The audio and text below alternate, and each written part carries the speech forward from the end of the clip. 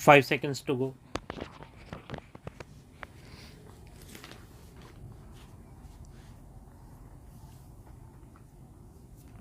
Start. Since the 1980s, there has been continuous public debate within our country about the desirability of taking a second look at the Constitution of India in the light of the rich experience of democratic practice gained since 1947.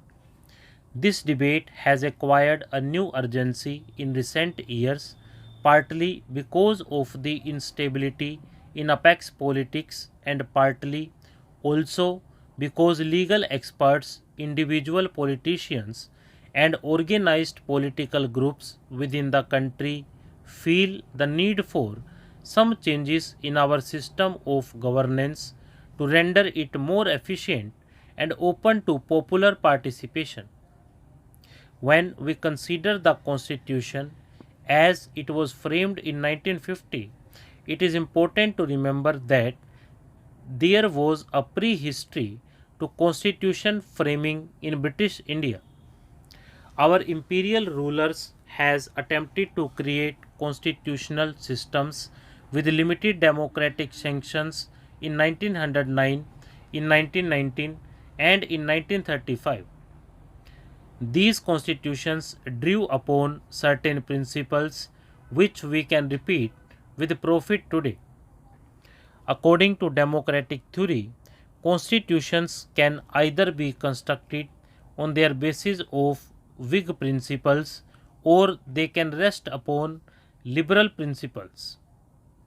While constitutions attempt to mobilize like minded social communities and interest groups, while liberal constitutions reach out to the individual citizen and we based upon territorial constituencies. The British created Whig instead of liberal constitutions in India because through drawing upon vested interest within society, they could strengthen their rule by coming into existence counterpoised social groups.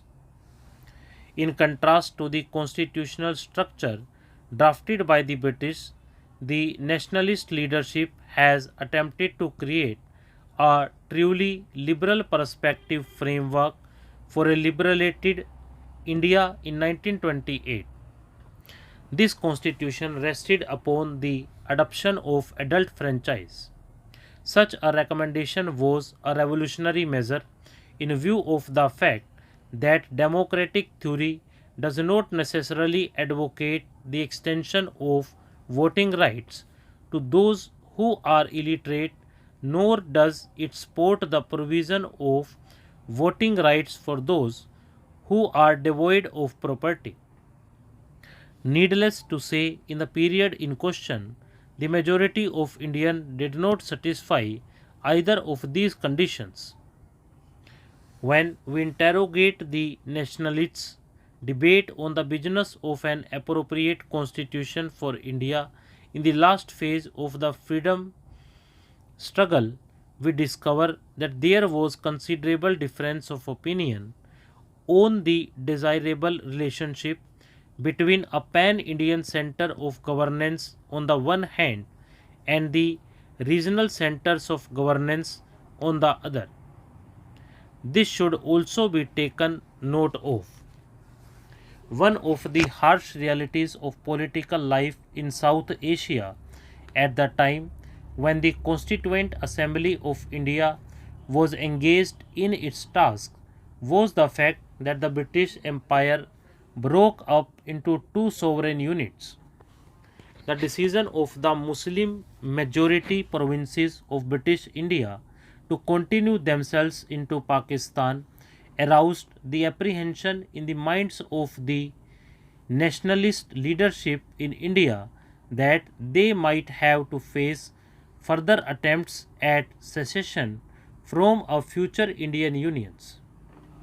As a result of this apprehension, the Gandhian notion of a truly decentralized and federal India did not receive the serious attention in the debate on the Constitution which otherwise deserved.